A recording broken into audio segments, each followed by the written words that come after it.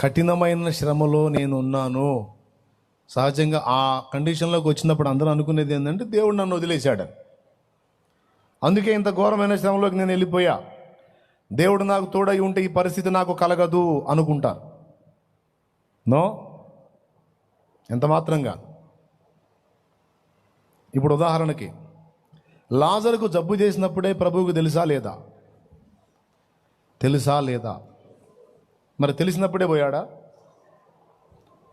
Martha మరి ఏమన్నారు? ప్రభువా ఈ చావకముందే నీ కబురు పెట్టాం, నువ్వు అప్పుడే వచ్చి ఉంటే తమ్ముడు బతికేవాడయ్యా అంది మార్త.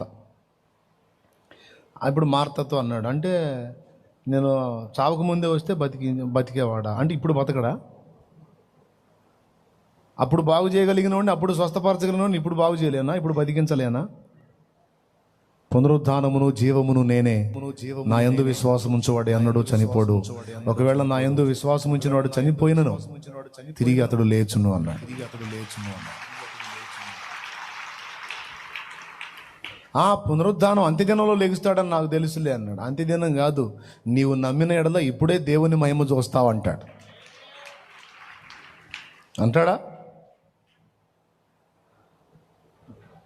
4 రోజుల తర్వాత 3వ రోజుకే శవం కంపు కొడుతుంది. ఇక 4వ రోజు అంటే ఉండాది కాదు. ఆ కండిషన్లో పోయి రాయి అడ్డం తీయమంటాడు. లోపల శవం ఏ కండిషన్లో ఉంటుంది? దారుణంగా ఉండదు. రాయి అడ్డం తీస్తే దుర్గంధం వచ్చేస్తుంది కదా. అందరూ ముక్కులకి వస్త్రాలు అడ్డం పెట్టుకోవటం మార్తాకి ఇష్టం లేదు. అందుకే ప్రభువా రాయి తీస్తే దుర్గంధం వస్తుంది, కంపు వస్తుంది అని అంటే అప్పుడు అంటాడు, నీవు నమ్మినట్ల దేవుని మహిమ చూతు అని నేను నీతో చెప్పలేదా? రాయి తీయండి అంటాడు.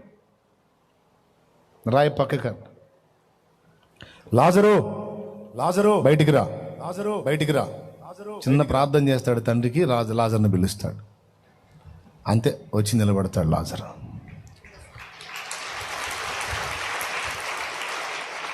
ఇప్పుడు దేవుడు తోడై ఉంటే ఇంత దారుణం ఎందుకు జరిగింది? దేవుడు తోడై ఉంటే ఈ ఘోరం ఎందుకు జరిగింది? కొంతమంది సాతాను చేత శోధింపబడే వాళ్ళు ఉంటారు. దేవుడు దేవుడు దేవుడు అని తెగ చెప్పావుగా, ఏడి దేవుడు? ఏం జరిగింది? చూడు ఏమైపోయిందో, చూడు ఎలా అయిపోయిందో, ఎంత దారుణం జరిగిందో చూడు. పెద్ద దేవుడు అంట దేవుడని గొణుగుతా ఉంటారు. నీ దేవుడు వ్యవహారం ఏందో నీకు తెలుసు, వాళ్ళకేం తెలుసు? నువ్వు అనాలి, నా దేవుడు నమ్మదగినవాడు, చనిపోయినను ఇతనిని తిరిగి లేపును. చనిపోయినను ఈమెను తిరిగి లేపు. మరి లేపమని ఇప్పుడు, అరే ఇప్పుడు లేపమంటే నేను లేపమంటాను. నేనేమన్నా ఆయనకి దేవుడినా లేదా ఆయన నాకు దేవుడా? శాసించడానికి నేను ఆయనకి దేవుడినా, ఆయన నాకు దేవుడా? ఆయన నాకు దేవుడు. ఖచ్చితంగా లేపేది నిజం. అయితే ఆయన చిత్త ప్రకారం ఆయన సమయంలో ఒకటైతే నేను ఎరుగుదును, ఇదిగో ఈ చనిపోయిన వాడు ఇలానే ఉండడు, నా దేవుడు వాడిని లేపుతాడు. ఒక్క మాట కూడా ఆయన అనటానికి లేదు. ఎందుకంటే ఆల్రెడీ అనేక మందిని ఆయన లేపాడు. ఇంకా చెప్పాలంటే ఆయనే ఎలా లేపుతాడో రుజువు చూపించాడు. చనిపోయి తిరిగి లేచి, చనిపోయి సమాధి చేయబడి 3వ నాడు తిరిగి లేచి చూపించినవాడు ఆయన. కాబట్టి మేము ఎప్పుడో ప్రిపేర్ అయ్యాం. బ్రతుకుట క్రీస్తే, చావైతే ఏంది చిన్నగా చెబుతున్నారు? అది మాకేం ఆ విషయంలో చింత ఏం లేదు. యాకోబుకు మారు మనసు పొందకముందు కష్టాలు వచ్చినాయా? మారు మనసు పొందినా కష్టాలు వచ్చినాయా? యాకోబు అనే పేరు ఉన్నప్పుడు కష్టాలు వచ్చినాయా? ఇశ్రాయేల్ అనే పేరు వచ్చినా కష్టాలు వచ్చినాయా? పెద్దగా చెప్పండి. ఇదేం ఆశీర్వాదం ఏమో నాకు అర్థం కావట్లేదు. అసలుకి అర్థం కావట్లేదు. ఇప్పుడు ఆశీర్వాదం తొడగూడు విరగొట్టించుకొని మరి వసలు కొట్టించుకొని మరి ఆశీర్వాదం పొంది నాకు ఇంకా అంత బాగుండాలిగా. దీనా పోయేమో గందరగోళం అయిపోయింది. కొడుకులేమో ఆ శేకెంలో ఉన్న వాళ్ళందరినీ వైనం చేశారు. అదొక పెద్ద హాస్యం. దేవునికి స్తోత్రం. సరే, అక్కడి నుంచి మరో ప్రాంతానికి వచ్చారు. యోసేపుని సొంత అన్నలే తండ్రికి దూరం చేశారు. ఆ ఉన్న కొడుకులందరిలోకి ఆ యోసేపు అంటేనే ఇష్టం. చాలా ఇష్టం. రాహేలుకు పుట్టిన కొడుకు. అద్దాల అంగి గుట్టించాడు ఆ కొడుక్కి. ఆ కొడుకే మృత్యువాత పడ్డాడు. మిగిలిన 10 మంది కొడుకులు వచ్చి ఏం చెప్పారు? ఇదిగో ఈ వస్త్రములు, ఈ అంగి నీ కుమారుడైన యోసేపువేనా అని అడుగుతారు. అవునరా, ఇవి నా యోసేపువే. ఏమైంది యోసేపు కంటే? ఎక్కడికి పంపించావు? మీ దగ్గరికే పంపించాను. వాణ్ణి మార్గ మధ్యములో ఏ దుష్టమృగమో చీల్చివేసింది. ఈ అంగి మాత్రం దొరికింది. ఇదిగో రక్తంతో తడిసింది. ఈ రక్తము నీ కుమారుని రక్తమే, అంగి వాని అంగియే. ఇంకా యోసేపు లేడు, చనిపోయాడని చెప్తారు. ఎంత గుండె కోతండి. దేవా, అబ్రహాము, ఇస్సాకు అను నా పితరుల దేవా, యెహోవా, యెహోవా, యెహోవా. ఏంటి దారుణం, ఏమిటి శ్రమ, ఏది నీ ఆశీర్వాదం? ఏం జరుగుతుంది? ఏం జరుగుతుంది? ఏం జరుగుతుంది? నాకు ఈ ప్రతికూలతలేంటి?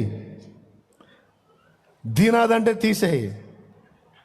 యోసేపు, నేను ప్రేమించే యోసేపు, నాకు ఇష్టమైన కుమారుడు యోసేపు, నా మాట జవదాటని యోసేపు, నా వల్ల నిన్ను ప్రేమించే యోసేపు, నేను చెప్పిన మాట పొల్లు పోకుండా నెరవేర్చే నా ప్రియమైన యోసేపు, ప్రియమైన యోసేపు, ప్రియమైన వాణ్ణి నాకు దూరం చేస్తావా? ఏడు యోసేపు, ఏడు ఎక్కడున్నావు నువ్వు? ఏం చేస్తున్నావు? బహుశా కొంతమంది యాకోబుని ఎరిగిన వాళ్ళు అడుగు ఉండొచ్చు, ఏడి నీ దేవుడు ఎక్కడా? ఇంత దారుణమైన శ్రమన ఇంత ప్రియమైన బిడ్డని తీసేస్తాడా? అయ్యో, ఎందుకు కాపాడలేకపోయాడు? మీరు చెప్పండి. యాకోబు నుండి యోసేపును దేవుడు వేరు చేసిన మాట నిజమే. కానీ యాకోబును నిజంగా బాధ పెట్టడానికైనా, ఏడిపించడానికైనా, గాయపరచడానికైనా, శ్రమ పెట్టడానికైనా? నో. యాకోబు కుటుంబం మొత్తం కరువులో చావకుండునట్లు కొన్ని సంవత్సరాల ముందే భవిష్యత్తులో క్షేమం కోసం యోసేపును దేవుడు డివైడ్ చేశాడు. హల్లెలూయా, హల్లెలూయా. చెప్పు గట్టిగా, చెప్పు గట్టిగా.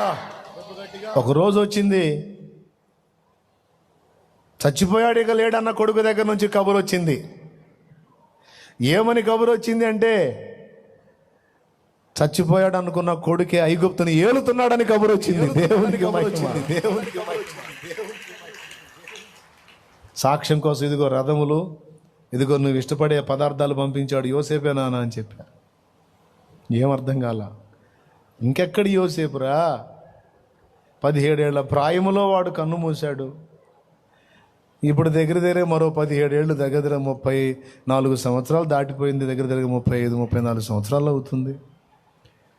ఇంకెక్కడి యోసేపు? నన్ను హాస్యం చేస్తున్నారా? నన్ను హేళన చేస్తున్నారా? లేదు, ఇదిగో చూడని యోసేపు పంపించిన పదార్థాలు చూపించారు. కలవరపోయాడు. మళ్ళా జీవితంలో చూస్తాను అనుకోలే యోసేపుని. ఈరోజు మనం మిస్ అయిన వాళ్ళు, మనం కోల్పోయిన వాళ్ళు, అయ్యో నేను పోగొట్టుకున్నానే అనుకున్న మన వాళ్ళ మొత్తాన్ని దేవుడు మనకు చూపుతాడండి. ఒక రోజు ఉంది, ఏబులు అంటాడు, నీ ఇంటి వస్తువులను లెక్క చూచుకొనగా వాటిలో ఏది పొయ్యి ఉండదు, అవన్నీ క్షేమంగా ఉంటాయి అన్నాడు. క్షేమంగా ఉంటాయి అన్నాడు. నువ్వు ఈరోజు మిస్ అయ్యాను, లాస్ అయ్యాను, అయ్యో నా వారిని కోల్పోయాను అనుకున్న నీ వారిని మొత్తాన్ని నీవు చూచు దినం ఒకటి ఉన్నది. హల్లెలూయా, హల్లెలూయా, హల్లెలూయా. జరిగిద్ది. అది యాకోబుకు చూపించాడు. దేవుణ్ణి అడుగుతాడు. వీళ్ళు చెబుతున్నారు, వీళ్ళ మాటలు నమ్మను, అంతకుముందు వాడు చచ్చిపోయాడని చెప్పింది వీళ్ళే, మళ్ళీ ఇప్పుడు వాడు బతుకున్నాడు, ఐగుప్తుని వెళ్తున్నాడు అని చెబుతుంది వీళ్ళే. అసలు వీళ్ళు ఏం చేశారు? నిజంగా యోసేపు చనిపోయాడా? వీళ్ళు నాకు అబద్ధం చెబుతున్నారా? లేకపోతే యోసేపు సజీవుడేనా? నువ్వు చెప్పాయా నాకంటే అప్పుడు దేవుడు తనకు ప్రత్యక్షమై మాట్లాడతాడు. యాకోబు, నీవు ఐగుప్తునకు వెళ్ళడానికి సందేహింపవద్దు, నేను నీతో కూడా ఐగుప్తునకు వచ్చేదను, నీ కుమారుడైన యోసేపు నీ కనుల మీద తన చెయ్యి నుంచుతాడన్నాడు. అప్పుడు నమ్మాడు. అప్పుడు కన్ఫర్మ్ చేసుకున్నాడు. అంటే ఏంటి తెలుసా? ఇన్నేళ్ల క్రితం నువ్వు కోల్పోయాను అనుకున్న నీ కుమారుడు నీ కళ్ళ ముందుకు వస్తాడు, అతన్ని నువ్వు చూస్తావు, అప్పుడు నువ్వు ఏడుస్తావు. నీ కొడుకు యోసేపే నీ కన్నీళ్లు తుడుస్తాడు పో అన్నాడు. దేవునికి మహిమ.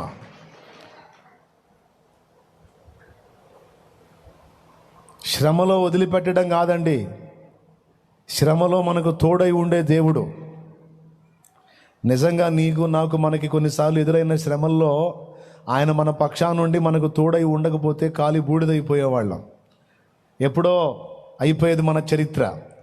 కానీ కఠినమైన శ్రమల్లో నువ్వు ప్రవేశించినప్పుడు నువ్వు సింగిల్గా ప్రవేశించలేదు, నీతో యేసు వచ్చాడు అందులోకి.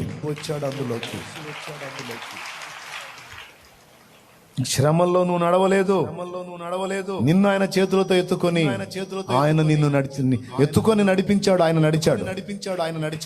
దాటించింది ఆయన. నువ్వు నమ్మినా నమ్మకపోయినా ఇది నిజం. దేవుని అద్భుతమైన, ఆనందమయమైన, మనోహరమైన ఆ స్పర్శ కఠినమైన శ్రమ కాలంలో మనం పొందుతాం.